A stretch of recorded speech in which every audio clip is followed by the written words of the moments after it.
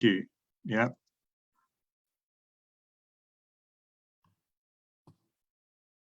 So we are going Facebook Live in another 15 seconds. Here we are. We are live now.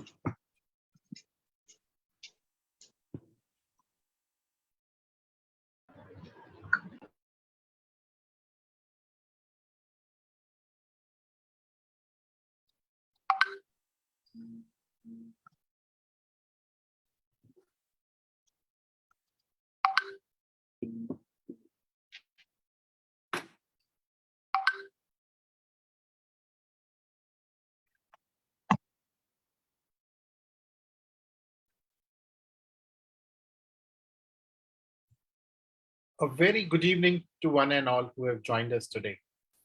I, Nitesh Bansal, on behalf of Society of Indian Physiotherapists, welcome you all on this great day of World Physiotherapy Day. Society of Indian Physiotherapists has been organizing the World Physiotherapy Day lecture for last 3 years. In this series, this is our third World Physiotherapy Day lecture, and we have been fortunate enough to have one of the most eminent person who have made a lot of impact on budding physiotherapists while they were studying. To start this lecture, let me share the greetings what we have received from the Honorable Prime Minister, wishing each one of us a very happy World Physiotherapy Day. He has said that our government remains steadfast in its effort to build the latest medical infrastructure to make healthcare affordable and accessible for all. In this Amritkal, bringing about the positive transformation in lives of poor and disadvantaged is driving our vision of building a new India. He has expressed his feeling that he's sure that this online lecture on celebrating the power of physiotherapy organized by Society of Indian Therapists will be of immense use for the participants. May the occasion inspire experts to further expand the scope and application of physiotherapy for the larger benefits. Best wishes to the Society of Indian Physiotherapists. We are grateful to our Honorable Prime Minister for sharing his best wishes and for these encouraging words. We have also received best wishes from our Union Health Minister, Dr. Mansukh Mandaviya, who says physiotherapists play a pivotal role in delivering health services, including investigation, treatment, and prevention of disease by virtue of special skills. I once again extend my best wishes for the success of this event. All of them are very happy and extended their greetings on this World Physiotherapy Day for Society of Indian Physiotherapy, since we are organizing this lecture. We are grateful to the Government of India for supporting the cause of physiotherapy. Moving ahead, let me now invite our Honorable President, Dr. Raju Parashar, who is again an eminent physiotherapist who has experience not only in India, but also in a lot of Western countries like Sweden and United States. Dr. Raju Parashar has been a key force in running the Society of Indian Physiotherapists as its leader. May I request Dr. Raju Parashar, please?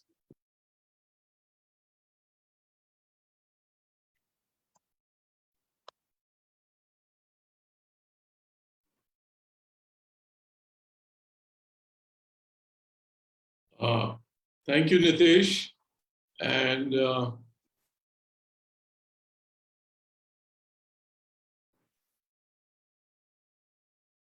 sorry, just a few technical listening. I should have unmuted myself. Now I'm unmute. I hope everybody can hear me. So a good day and a good morning and a good evening to all, depending on where you are, in which part of the world. Welcome to all our participants. At last count, there were more than 2,000 registrants. Welcome to our speaker, Professor Karim Khan. Probably early morning for him, sitting in, I assume, Vancouver, British Columbia in Canada. I welcome you to this third World Physiotherapy Lecture, which is being celebrated by the Society for Indian Physiotherapists. It is a day that celebrates the accomplishments of physiotherapists as well as the advancements and accomplishments of the physiotherapy profession. It is also a day of reckoning and acknowledgement of and a celebration of our patients. It is also to celebrate our partners our co-partners and other healthcare team members. And more importantly, it is a day to pause and reflect as to what could have been done better and what else needs to be accomplished. So celebrations all around. Currently, I guess the world and the healthcare at large are facing a number of problems or challenges. Just to name a few, the advent of technology and medicine and our lives in general, climate change and its impact on life and health, unfettered and unknown virus variants, COVID-19, which we've all experienced lately, and sustainability. Needless to say, the role of health professionals, including physiotherapists, is going to change dramatically, and their importance is only going to increase. Interestingly, as Nitesh has already read out, we were acknowledged, this lecture was acknowledged, and we got some very good wishes from our Honorable Prime Minister and Health Minister.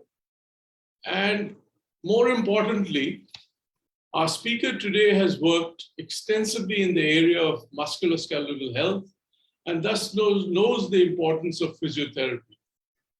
In fact, he has contributed to research proving the value of physiotherapists working to encourage older people to undertake exercise training.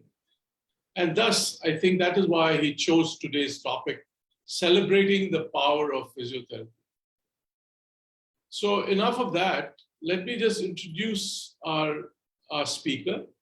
Professor Karim Khan is a physician by training. He has his PhD and an MBA as well. And he works currently at the University of British Columbia, Vancouver, Canada. Professor Khan has co-authored over 350 peer-reviewed publications with over 40,000 citations. He has served as scientific director of the Canadian Institute of Health Research, Institute of Musculoskeletal Health and Arthritis since 2017. He was the editor-in-chief from 2008 to 2020 of the British Journal of Sports Medicine. Professor Khan has also received honorary doctorates from the Norwegian Sports University, the University of Edinburgh. He was appointed Officer of the Order of Australia for distinguished service to sports exercise medicine and to the promotion of physical activity for community health. Without further ado, I am going to turn it over to Professor Khan so that we don't waste any more time in introductions, etc. Professor Khan, over to you. Thank you very much, and I'm very happy to be here. And I will just move to slideshow, and we'll jump into a conversation. I want to make this a conversation with you, and I'm very happy with this topic. You know, celebrating the power of physiotherapy today on the World Physiotherapy Day, because it turns out I've been thinking about it for a long time. So I'll begin with a slide which reminded me that I closed my talk in 2011 with the words "physios have the power," and that was put into Twitter by some people back then. And you can my point is that I'm talking about the power of physiotherapy today, and very happy to do that. And I was thinking about this, you know, more than a decade ago at a different physio conference. So thank you to both of you, doctors, Dr. Parashar and Dr. Bansal, and we've been chatting and planning this, so I'm extremely grateful, and I'll pronounce Dr. Parashar's name properly. So thank you very much. As you're making the point, we're sort of on other sides of the globe, to the hub of India, but I know this is going to many places. And I'm just beginning with my commitment that choosing physiotherapy is a good idea. And I like the moving word in this Move Forward PT, because physiotherapy is a profession that's a specialist in moving. And so for World Physio Day, I tried to capture a few things in this tweet. And I want to thank my great friend, the president of World Physiotherapy, who we'll get to in a second. But I wanted to articulate a few things: your clinical skills, your commitment to patients, the massive role of physiotherapy and in research, and for you as clinicians. And I'm speaking, you know, I know there's a diverse crowd here of experienced, more junior physios, but you know, for the younger physios, don't feel intimidated if someone pretends that your science and discipline isn't based on good data. You know, it's a very evidence-based profession, so you've got everything to be proud of. Which takes me to this point, just about critics, because people have critics. We'll have critics, and sometimes when one's feeling a bit vulnerable, insecure, one can think, oh, someone who is meant to be powerful or important is being critical. But if you're doing good work, such as good physio treatment, then the problem is in the person who's criticising you and not validating you, because they're not respecting themselves. So I did want to put that in for the more junior people, because it's the real world, and there are criticisms, and so let's not pretend that doesn't happen, but have that. My comment to the young people looking at you on your screen is the resilience to go. Physiotherapy is founded in great science. The clinical trials are very effective, and so you can have confidence in that. So the conference topic got me thinking about the power, you know, because I noticed this slide, I've been thinking about the specific word of the power. And you can relax, because we're not going to go through all of these items. And I think it's just a start. You can see on the bottom of the slide that, you know, I've left room for more. And as Dr. Parashar said, I've had the privilege of working with older people, and so I know that physiotherapy can revitalise older people. I'll use that word deliberately. And I'll repeat that by revitalising younger people, because so concretely, an older person would be a frail person, a grandparent for many of the younger people in the room who's falling, for example, and I will go through some examples on that. It makes people, and I'm moving on to the younger people. You can have 25, 30-year-olds crippled by knee injuries from work-related problems in sport, as we know. So physio can revitalise those people, as we know. The concept of regenerate tissue is alluding to the concept of mechanotherapy, which I'm going to speak about because that's the engine of physiotherapy, exercise-based physiotherapy right there. And obviously physical activity it prevents cancer, prevents dementia. It does things across every body system, and physios are great at that. So that's the core of the talk. I wanted to mention, engaging with patients and listening to patients is something that physios do really well. I'm a medical doctor, as you heard, and I think as a group, medical doctors don't do this as well. But I'm conscious that, there are less great clinicians in every profession. So this is going to be an ongoing important thing, and the future is to engage with patients. The Forming Robust Community speaks to the Society of Indian Physiotherapists and other groups where we work together. I've alluded to the power of physio research and the quality of it in the top journals, the Lancet, the JAMA, the New England Journal of Medicine. There's no great journal that physiotherapists haven't published in, so be proud and confident within the limitations of the research. And then I will share some free resources, because obviously I can do a lecture for a bit today, but if you plug in, for example, for the Journal of Orthopaedic and Sports Physiotherapy podcasts, then you'll get a 20-minute podcast every Monday for free that has the best speakers in the world. So that'll be a gift that gives on giving. At this time, India is a very diverse country, so you don't want, a North American person to lecture you about inclusivity, and I won't. But it's important, to mention when we're looking beyond ourselves that our strength, it's a big power when we're inclusive, because we harness everybody. We don't marginalise to a small group, and let's say historically, white men who controlled a lot of things, but then they didn't have the value of the rest of our community. So I don't apologise for mentioning inclusivity, but at the same time, I celebrate India's diversity. This is a general audience. This is the Society for Indian Physiotherapists, not the sport physiotherapy. So I'm not focusing on knees today, but it's clearly a power. It's a big problem, and it's a power of physiotherapy. And then, broadly, physiotherapists work in policy and in public health, and we know that the single biggest determinant of health is social determinants of health. So I put that there. So it's not an inclusive list, but I'll probably put it on Twitter later. But if other people want to put this on Twitter, of course, I'd be grateful for any of these points. But I want to give this big sense of power of physiotherapy. It's not a throwaway title. It's not something that's gone that I'm going to forget tomorrow. It's something I absolutely believe, and why it's a privilege to be with you today. So let's dive a little bit more into this idea of the power of community, and to celebrate what Dr. Emmett Stokes has done at World Physio since she took over. We do need to work together, and that's why the Society of Indian Physios came together, obviously, to be cohesive. And I'm not taking a political position today. And I know that there's obviously the Indian Physiotherapy Association, and I'm imagining that there are speakers from different groups.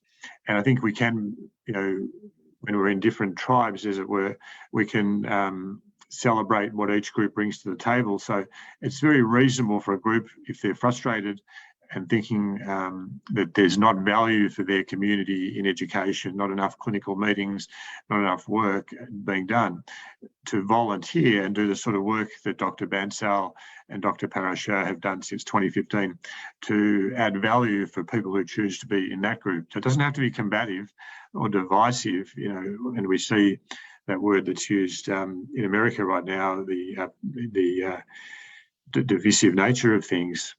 Polarizing is the word I was looking for. And,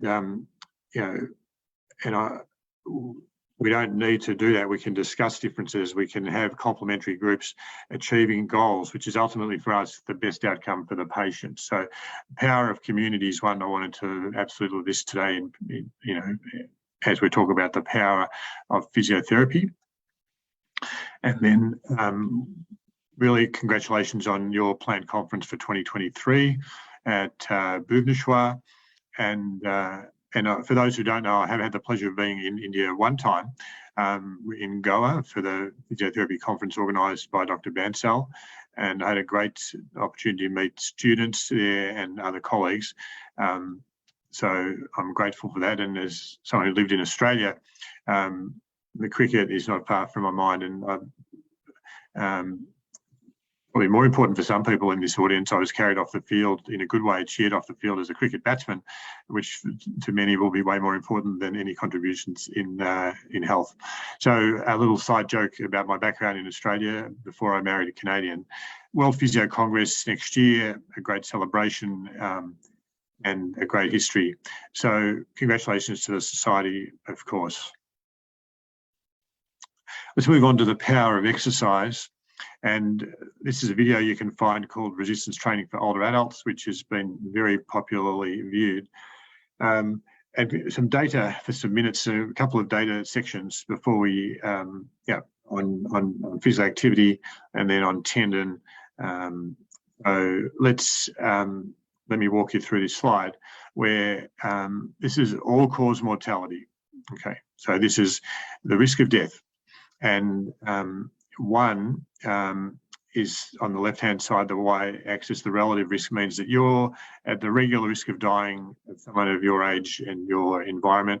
That's the risk. So you want to reduce your risk of dying, ideally. So we want these numbers to go down. And we see that on the bottom of the slide here, that even with 1 hour per week of physical activity, that's you get a benefit, you get some improvement, and the first hour's minutes are more effective in reducing risk of any kind of death, and then it levels off somewhat.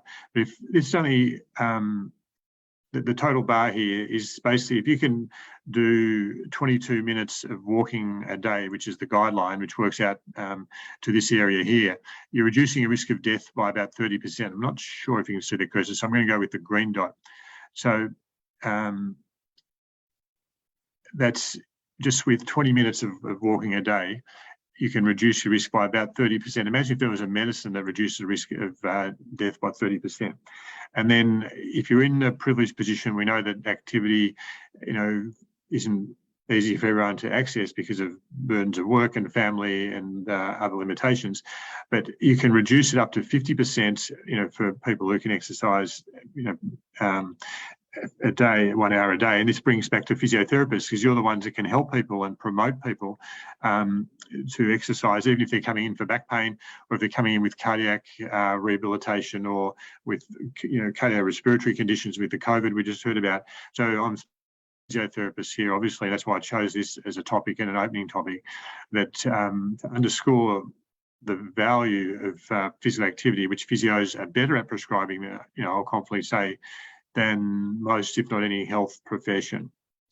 And then this slide breaks down with the same axes with specific diseases where the data come in. And so we had the black line represents the all-cause mortality that we already saw, but we see that dramatic decreases in the risk of diabetes with physio activity that can be prescribed by physios, dramatic decrease in cardiovascular disease, coronary heart disease, stroke, big killers. And it may be that the dose to reduce cancers is more. So moving to the right here on this graph means more hours per day, per week, but not, massive hours, still only an hour a day for a massive reduction in cancer. And you see the hip fracture dot, which we'll go into in a more detailed spot. So I did have a privilege of talking about this at IFOMT a decade ago, very privileged. And that's published in one of the JOSPT issues. And any questions about resources, I can follow up on Twitter or through Dr. Bansal. So just going with the evidence-based bit here. And then I'm moving to tendons now, and also thanking Abhinav Bindra, who would be a name that you know well. I had the privilege of working with Abhinav through a IOC meeting on the dose of how much physio activity is safe. And he's been a great advocate for all of sport, obviously, since his own days as an athlete. So great facility there. So we're moving to tendons now, the power of physios to treat tendons for a bit. And if we think of a case, always good to begin with a case, fairly typical case, a little bit of my bias here. PRP stands for platelet-rich plasma, which is a non-proven attempt at mimicking the power of physical activity. And the benefit of what I'm going to talk about here applies across tendons. So again, I'm focused on the general audience of physiotherapists here. And I know you don't all treat elite athletes, but this could be a 55-year-old woman with gluteal pain, right? Lateral hip pain because of gluteal tendinopathy, not illustrated here, but just imagine a hip and a gluteal tendon problem. So you do see people, every sort of physiotherapist sees, every is not true, physiotherapists in a broad range of practices, including very general practices, let's say women's health practices and general geriatrics physiotherapy practices, not just sports practices, see people with these problems. And let me remind you of the science underpinning that, because that underpins effective treatment. So just a 2-minute background.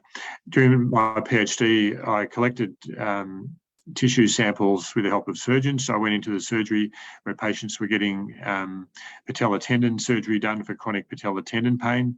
And I've circled other tendons where the evidence shows the same thing. And if we drill down on a tendon from anatomy and look under a light microscope in the bottom there, that we can see. This is in the short version here. I analysed the different elements of the tendon, and what I showed, so a little bit of trouble with the marker moving forward here. Okay, just trying to, there we go. So just to get you oriented, the normal top is collagen, and you're imagining collagen. So that's this purple collagen. And what you see in the top half of the slide is the normal collagen. And then the shiny bottom half of the slide is the abnormal, and the arrows show where the collagen has failed. So you can see between the bright yellow on each end of light microscope appearance of collagen, the failure. So this is in athletes, they haven't ruptured the tendon because this is just one fibre, but they have damaged these fibres in a convincing way. And so we also find that the cells are changed under the microscope. So, and these cells are not inflammatory cells. These are tendon cells trying to repair. And so if we do this as a cartoon, if we load the tendon, then we can, so these are 3 panels of a tendon. And on the left panel, you see the collagen in the gold. So the previous pictures showed you that I was looking at this under the microscope. So I'm trying to be authoritative about this, and now it's in a cartoon to help you see it visually, and thanks to Vicky Earle, the artist. The collagen, black lines drawn across the collagen just for us to see what happens when someone does exercise, and the green in the middle is the cell cytoplasm, the tendon cells, so they're fibroblasts for those in the specialised field with a cell nucleus.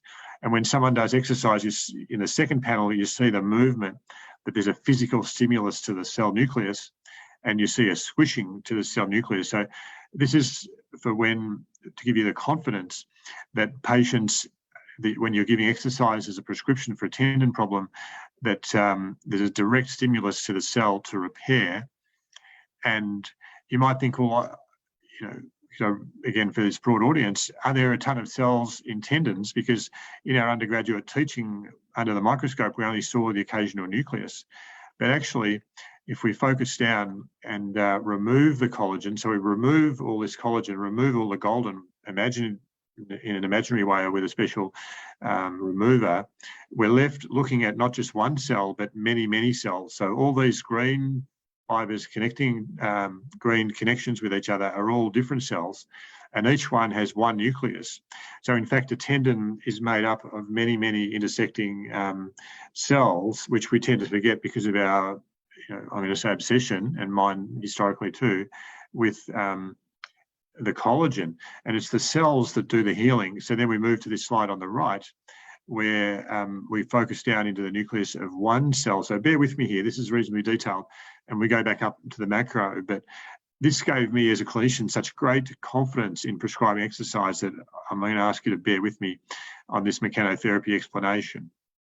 That on the right-hand side, you're oriented into one of these left-hand tendon cells, right? So this white box on the left-hand side, just showing a bit of the nucleus. This is the bit of the nucleus on the right. This is the DNA in the middle.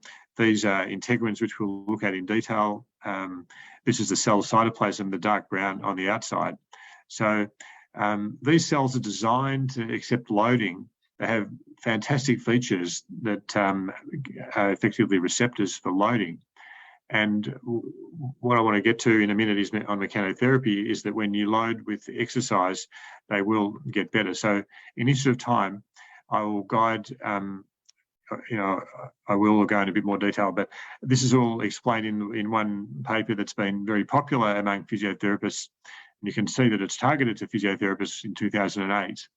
And it's this concept of mechanotherapy.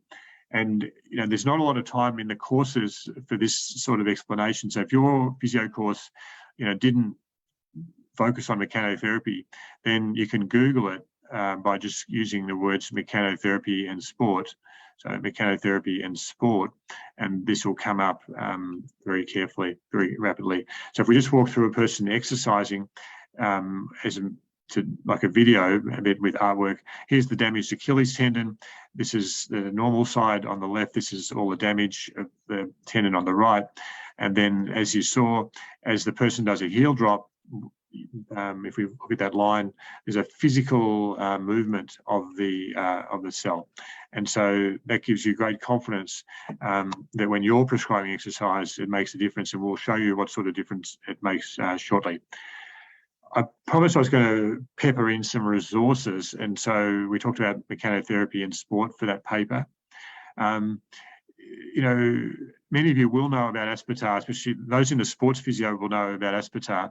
And just a couple of slides to show the Aspetar journal, which is a free online resource.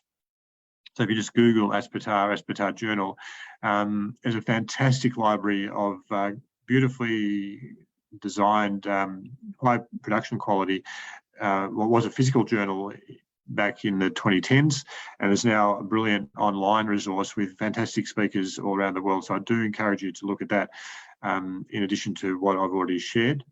And so just look up, take a photo of this while Aspetar Sports Medicine Journal. And then closing off that section about saying thanks to Abhinav for his friendship and support. And so the power of the biopsychosocial model, this is moving into physio research, and this is general physio again. Obviously, this applies not just to sport physio, but it applies to physios, in all walks of the profession, and it's been adopted and embraced by medical professions as well. And the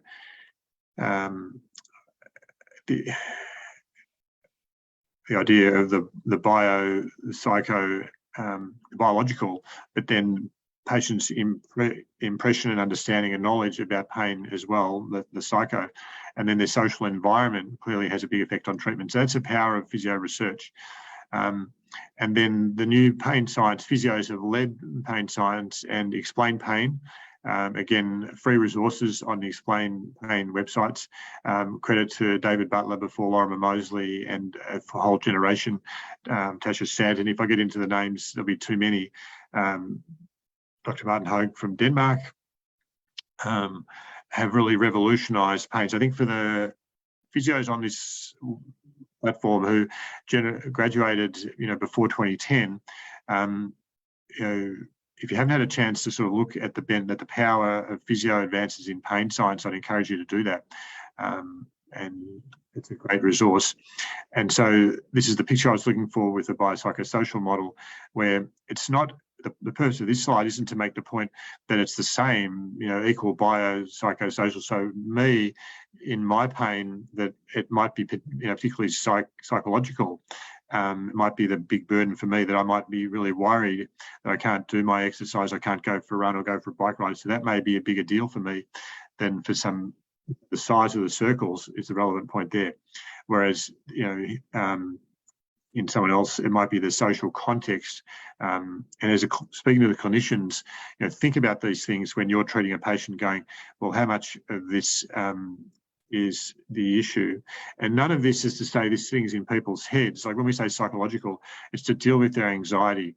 And we acknowledge that pain is real, of course. So just to make that point. And then on these free resources, I am aware that the sports physios will know about the Journal of Orthopaedic and Sports Physiotherapy, but there are so many resources. That's the problem with the internet, of course, and such a lot of richness, but obviously rubbish. And so it's hard to keep on top of it, which is why I'm really happy on this World Physiotherapy Day to point to a quality product that you can trust. Because there's the drinking from a fire hose metaphor about the and all the different resources, right? So I can absolutely trust the work and the commitment, and kudos to editor Dr. Claire Ardern, editor-in-chief, a friend and colleague, proud to say that. And here you see the 100th episode of the JOSPT podcast about to drop if they haven't. I know who's the guest, but it may not be public yet. So it's a great series of podcasts across all the body parts. So Joe Gibson, is a shoulders physio. If you look at the world's leading names in sports physio, you'll find them, in most cases in these first 99 episodes. Prof. Inside of Mackler, and then photo of Joe Gibson, the great shoulder physio, and then photo of Jeremy Lewis as well, and Alison Grimaldi, just a sample of the quality of the JSPT Insight. And they're edited to a 20-minute high-quality product. And I will share a bit of what I find annoying is because podcasts are so easy to do, the platform, there's no barriers. So you'll get a couple of guys chatting to each other who aren't knowledgeable about the topic, and they think they're entertaining for some reason, with respect. And this is the opposite of that, where this is a carefully edited podcast with Dr. Ardern and two other quality physios who share the workload for the world. So kudos on that deliberately. Okay, so closing sort of on that section that physios have the power, I just want to switch to one other slide deck. So I'm going to stop sharing there for 1 minute and give everyone a chance to breathe and to, I know it's getting to dinner time, maybe have a snack there. I just did want to go to the falls work. So I will, for the physios, a break from the sports physio in some ways for the folks who aren't as keen on that. And so you can see this picture. So we've got about 5 minutes. I'm conscious of the time. And I really appreciate being with you tonight in India time. So you'll see obviously a young person, an older person, a physiotherapist, Professor now, Teresa Lee Ambrose, and this is a view of Vancouver and the University of British Columbia, where I'm fortunate enough to live. And it's on the unceded territories of the Musqueam, Tsleil-Waututh and Squamish nations.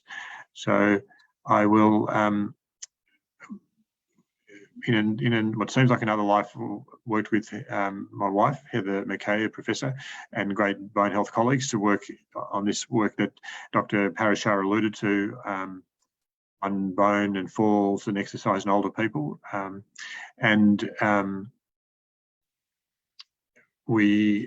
cutting to the chase in this annual lecture today, this celebration So that osteoporosis is a problem. And back in the 1990s, when we were embarking on this work and others were, the feeling was that you needed medication and that exercise wasn't part of the solution for osteoporosis.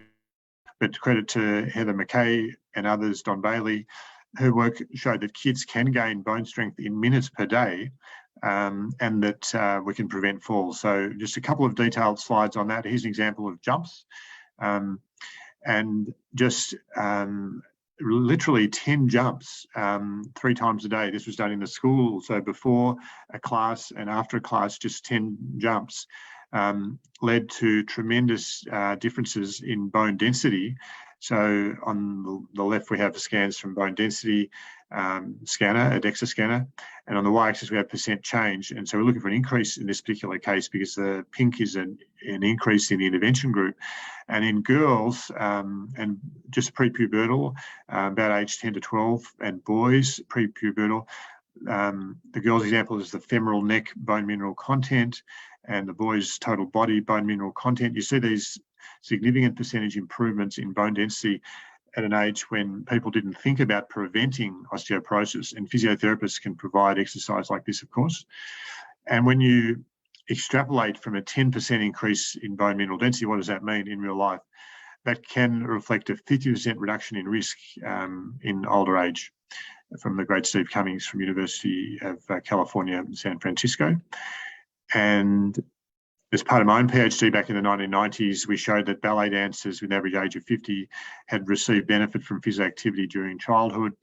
And gymnasts, age 28 doesn't seem very old, but obviously gymnasts stop when they're 14 in many cases. And even at 28, they had benefits of their earlier years training was persisting.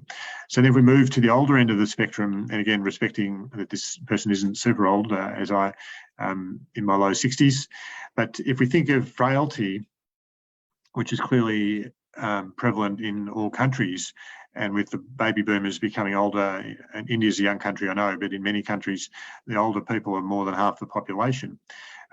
Here's a contrast from, a picture of frailty to one of our patients, a 76-year-old patient in one of our studies. And again, giving credit to physiotherapist Teresa Liu-Ambrose, Professor Liu-Ambrose, on this work.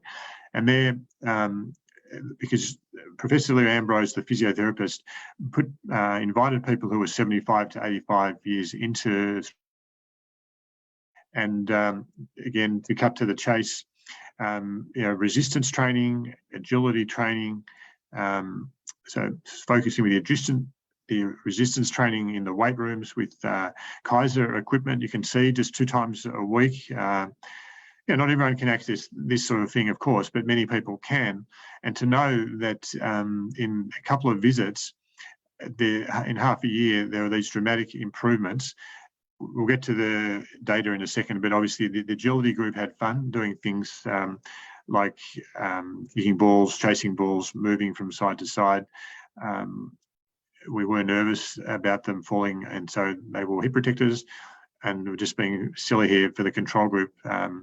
This is not participants in the study, but you need a control group if you're going to the gym, right? Because otherwise you don't know if the benefit is just getting on the bus and leaving your home and going to the trial. So strength of the study was that people were given Kegel exercises and other exercises, but it means that the benefit of the exercise that we're going to show you here is probably underestimated, because let me walk you through this slide. The key message here is the physio lowering the risk of falls. But remember, this control group, the lowest bars here, they actually went to the gym, and so they had more exercise than a person who was just sitting at home. But even compared to them, you can see that the agility group halved their fall risk score by, and then this strength training group had a 58% reduction. Dramatic were in their falls risk. So this led us to starting a clinic, and these are the last couple of minutes about this, but massively important. I'd ask you to bear with me that we actually started a clinical service in Vancouver for fallers, people who'd had a fall, because they weren't getting physiotherapy. A 60, let's say a 70-year-old, and the average age of hip fracture is 80-year-old. They're not going to show up to a physio practice in the normal community and say, look, I think physios are great for preventing falls, because they don't know that. So we set up a service where we recruited people from the emergency department. We sent this letter to the doctors, the family doctors, and said that we've got this specialised falls clinic. And this is fascinating, really exciting for us to be able to provide physio in a clinical setting. And so the GPs referred patients to the clinic. The patient had 1 hour with a geriatrician, which I get, is very privileged, but we have to prove these things in the ideal setting before we can generalise and scale them up. So we measured, the patients 12 months after they had seen the geriatrician and started on the exercise program that I'm going to get into. One of the barriers was that the older people wanted to deny that they had a fall and didn't always embrace treatment, which is interesting. So there's a social barrier where people say, I'm okay. And indoor falls are a predictor of more falling and dangerous. An outdoor fall isn't actually such a predictor of falling, and the physios who work with geriatrics on this call will know that. But the indoor fall isn't, I just tripped over. Like, indoor falls are a significant risk factor. And so we started them on an exercise program copied from fantastic work from New Zealand, and the late Dr. John Campbell, Claire Robertson, a scientist and physiotherapist, and different physiotherapists developed a program. And it was a home-based program, and it's on the website under Otago Exercise Program, Otago being the part of New Zealand. So 4 visits in 2 months, not a massive burden. And there'll be another resource for where you can find out about the exercise program as well coming up. And so, the obvious question is, does this actually reduce? And just a little spoiler, does it improve brain function? And, congratulations again to Dr. Leah Ambrose, who I've mentioned, but it'd be really, what's the word, sort of mean of me and embarrassing if I didn't, because she's been a 20-year researcher and a world leader in the field of exercise in older people, and I was fortunate enough to work with her. So here in JAMA in 2019, after 10 years of work on this project, where we're able to show that this home-based exercise program that I just outlined reduced falls in these high-risk older adults. And high risk means that they had a fall before. Clearly, getting a geriatrician for an hour, you can't sort of spread that across everyone. So we deliberately chose people at high risk who had a previous fall inside the house. And you can find out about this in this paper in JAMA, which is free to access as well. So the key data is that this is the falls on the y-axis. So there were 340 people in the program, about 160 in each arm of the trial. A lot of hard work for all the participants on the research side. And so you see, after they get recruited, there aren't many falls. Over time, there are more and more falls, obviously. So, after a year, 12 months of falls, you can see there are about 350 falls in the group who didn't get the home-based exercise. They got all the geriatrician advice. They did everything that's considered fantastic care, but they weren't, and they were told that they should exercise and get strength and balance training, but they weren't provided it. And so what we see here is that when you see exercise here, you think physiotherapy, because our research program paid for the physiotherapists to go into the home and give those classes from the Otago exercise program and work with them and then progress that. But only, 4 times in the first 2 months, and then 1 other time in the 6 months. So again, on the one hand, this is not easy for everyone, but on the other hand, it's not impossible. And a hip fracture is a fatal condition, as we know. Like, 81-year-old is the average age of a hip fracture, and 20% of patients who have a hip fracture die, and 50% of patients who are living at home before a hip fracture don't live at home anymore. So here's the power of physiotherapy as we bring this to a close in very hardcore evidence. And then physios who work in the neurosciences will know about the Stroop test, and it's a measure of executive function. And Dr. Leah Ambrose had the perspicacity. No, she had she was smart enough to test brain function to see if that was how people were preventing falls, because you can be stronger, or you can say, look, I'm smart enough to know this is a risky environment, or these steps I need to be careful, or I shouldn't be carrying things in 2 hands. And she's actually proven that brain function improves from strength and balance training. And she's the first person in the world to show that in high quality randomized trials with MRI changes in the brain. But I don't have time to go into that more today. So I'll stop sharing on that one. And I'm conscious of the time in India, which I've got on my clock here, and 7:20. So I will see Nitesh in the view there. I think it's just a good place to close with a summary slide, getting back to the power of physio. So I just want to really revisit that power of physio slide up here and open it up to the folks for questions and comments. So I'll do that. To wrap up, I absolutely want to thank, I'm trying to screen share, Nitesh. I can't see it on my screen, but hopefully it's there. But otherwise, I will want to make the point that physiotherapy has a bunch of powers. And I've had the privilege of sharing with you some about physical activity, but applying to older people, applying to not just my mechanotherapy point does apply across joints and things as well. Let me just make that point that I showed you mechanotherapy in tendons as an example, but mechanotherapy, moving body parts, applies in arthritis as well. It applies and makes vessels more healthy, and it applies for bone to give you better bone density, for example. So it's a universal power, is the power of exercise, and physiotherapists have got that. So that's the mechanotherapy bit. And then I've tried to point you to free resources, which I'm happy to clarify. And I will hand it back to Dr. Bansal and see if I can clarify anything in the time we have left.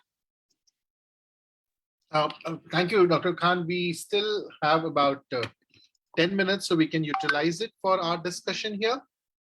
Is that okay with you? Can you hear me? I can hear you, yeah. Yeah, so do you mind if I stop the slide sharing now? Okay. Great. So we have generated a lot of, I'm sure, interest among our audience. There are 100 people who are in the room, and there are almost the same number watching it live on Facebook. So it has been a great and very interesting and thought-stimulating discussion. Thank you so much for sharing your experience, Professor Khan. I'm sure we keep looking for more. There are quite a question which has come from audience side and from people who are watching you live. And to start with, we want to ask you something. What next as far as the research going forward from now on, with looking at your research profile, focusing on musculoskeletal and sports, and your experience as chief editor of British Journal? So what you have to share on that, what would be next as far as research is concerned? I think I'd like to make physiotherapy more accessible to people. I'd like people to be more aware. So I guess the awareness comes before the access. And I think there's been this fantastic data generation in 20 years that I've been able to watch it. So congratulations. I think we need to work to getting people, to do the exercise. We know that that's a challenge. And so thinking of a physio in the clinic who says, how can I get my patients to exercise? So this comes in with the behavioural side. So, the biopsychosocial. So working with people on the behavioural side so that we can get all of us to adopt those habits that we know we should.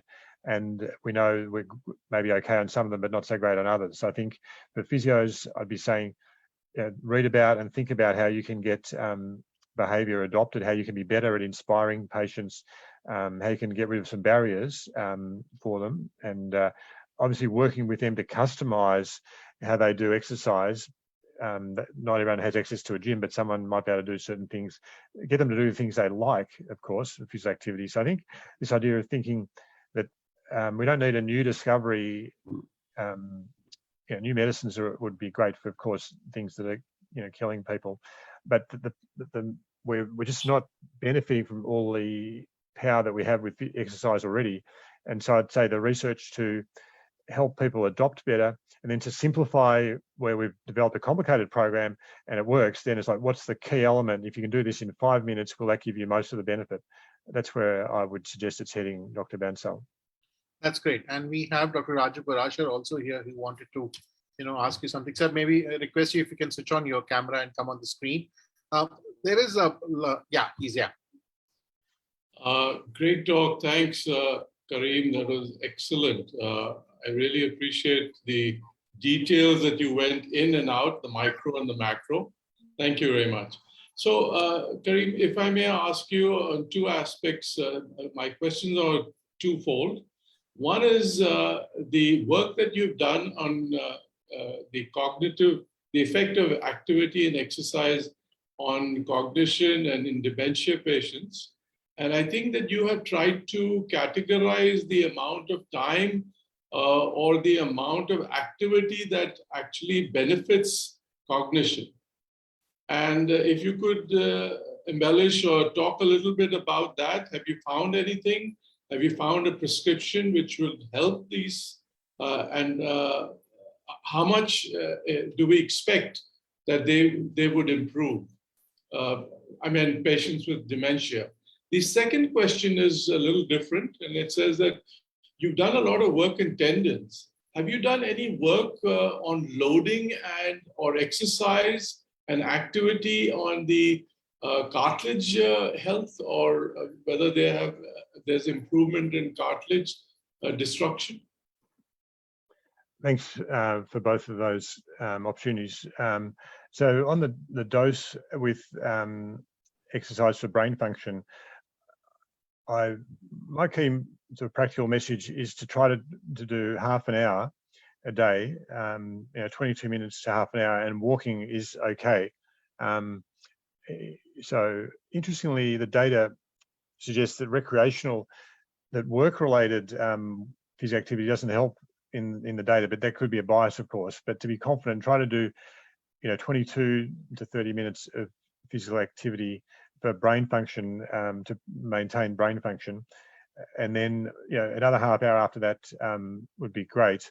But I know that it's not always realistic, but I did try it for a few years, and in 2012 I actually did accumulate 60 minutes of physical activity every day for the year. But I'm in a very privileged position, but it just taught me how difficult it is, because I failed a few years before I tried for 4 years before that. So short answer, 30 minutes is a great start, and try to have that the way you brush your teeth. You don't go, look, I'm too busy, I'm not going to brush my teeth today. So somehow trying to find that, letting people know, I've got to get in my walk. Can we do this as a walking, meeting? Can someone else take care of the kids? Can I go for my walk? It's important. So I'll move to the bit about early cognitive impairment. So prevention data are strong. If you've got early cognitive impairment, can it still help? And the data suggests that it can. It can mitigate the loss. And there are no drugs in dementia, as we know, right? So if there was a drug that worked, that'd be great, but there isn't. So physical activity is the best. Now with full-on dementia, I think physical activity still makes people feel better and it maintains their health. And but whether it improves their brain function, I think is a claim that I wouldn't want to make. But still good, of course. And then you asked about the cartilage, and that was, look, I appreciate opportunity, because I didn't sort of share that slide very well. I wouldn't mind showing this one where the mechanotherapy crosses the tissues, and this is the slide that illustrates that. So you've got the cartilage on the right there, the top right in the knee, for example, and that's why I love mechanotherapy so much. And this will appeal to Dr. Bansal as a back pain researcher. You've got the disc injury, that all these mechanical structures have those cells that I was talking about, the cell adaptations to adapt to loading, and so that's how they repair. And we see that in the knee with repeat arthroscopy, where a new meniscus is formed. It's not a perfect meniscus, and it's good in an early meniscus. And then the fibrous tissue, speaking about the arthritis, is that there's fibrous tissue that covers this area, and it's not as great as a 20-year-old's cartilage, that it can make you pain-free. And we know that the form doesn't, we know that pain isn't structural, right? And so the body can become pain-free. So thanks for that opportunity. And did you want to add, has that been your experience? You've thought about these things. So please add if you feel there's, as you see fit, Dr. Parashar. Well, I have one, before I get into that, one more thing which I would like to, as a follow-up on your tendon work, was eccentric loading better than concentric? Thanks for that question.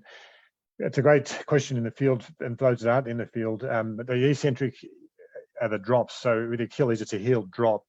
And the early work suggested that the drop might be more effective than a raise. I'll type Michael Carr's name into the chat. He's a genius. And qualified genius, as my friend Nicole Van Dyke would say, certified genius. So his work, which is, all these people have gone on and done much more fantastic work than I dreamed of doing. And I think he's showing that it may not matter. It might be just about the load. And I think when we were comparing body weight, the eccentric was providing more load than the concentric. But if you adjust the load, heavy is important, and slow, interestingly, looks like it is important. So I think in one short answer is that any kind of exercise, as physios know, targeted exercises, functional activities, the things you're trying to train the person to do, I've got my Jill Cook training kicking in now, is what you need to do. So don't give them plyometrics if they don't need plyometrics. The good principles of physio focused. If the person wants to be able to put their suit carrier in their case into the overhead carrier, if the person wants to be able to open the doors for a heavy apartment, if the person wants to bring their shopping back, specific training principle of physio, great. So I think that's about the eccentric versus concentric, Raju. Thank you, Karim. Thank you so much. We really appreciate this. Nitesh, so there are other questions. Yes, there are. Not occupy Karim's time. There is a big question now which has been asked. Khan, do you think physios should regularly use outcome measures? Questionnaire in there. So I think that's there in our box, which she wants to ask clinical setup, or leave that to researchers. Because nowadays we're getting audits from clinics being here. So I think that's what, if you like to give advice, it's a good great topic. Yeah. I think we'd all agree that measuring is important, but the challenge, I think, is the researchers, when they're, let's be fair, as a researcher I can be critical of researchers, that they're in the room thinking about research, and then they don't, they're not always thinking about the real life. And when you're developing outcome measures, like we talk about, I developed an outcome measure, the Visa score for tendons was Paul Visentini and others, of course, but I was part of that team, and I was, part of going, we need a better tendon outcome measure because the existing ones weren't good. Our turn, Visa's not perfect, as we know, but it speaks to the point that the researchers, we initially developed it not for the clinic, but for research. But the Visa scores in tendons are pretty simple. And because we had clinical people, Jill Cook, Paul Visentini, others, and we wanted it to be efficient. But if we talk to, an SF36, for example, they're very different. So what I'd encourage, I'm always trying to empower the clinicians, because the clinicians are in there working hard in the real life and needing to make it work. So let us know where you need a patient-rated outcome measure, a PROM, and which ones are unrealistic. Use the social media channels, communicate with the society, put that up there so the researchers in the world can go, okay, I didn't know that we need a better instrument. And then, use practical tools with the patients about their function. And that's where Jill Cook's work on, so set a goal with the patient, which, let's say it's that they want to be able to walk to the store, and then they begin by walking a quarter of the way, you record that, and half the way, obviously. So develop in the clinic, do what's best for the patient, what works for you, and the time constraints, of course. And then if the government is bringing in, the billing and insurance companies are bringing in things that aren't great, I feel for folks, we've all had that. And then we try and use societies like the Society for Indian Physiotherapists to try to lobby So I hope, does that cover some of the issues, do you think, Nitesh? Yeah, I think very much. I think we can go on and talk about it a lot. I think that's fair enough to answer that. There are a lot of discussion now, at least in this part, and I'm sure it's across all the globe, where people are talking about evidence-based practice versus practice-based evidence. So where do you, see that? What advice would you like to give it to young physios, considering your research profile, how they should look at the research for at least next 10, 15, 20 years? Where do you see that as a future? Yeah, that's interesting. Have a slide about that. Yeah, I think